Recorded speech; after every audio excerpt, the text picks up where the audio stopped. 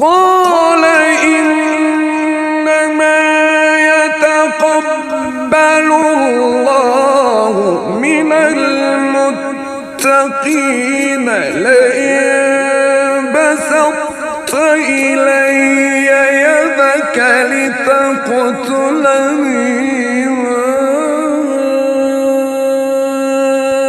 أنا بباسط يدي إليك لأقتلك إني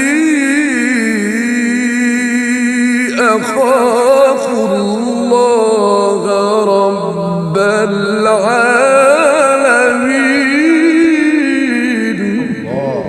الله أكبر.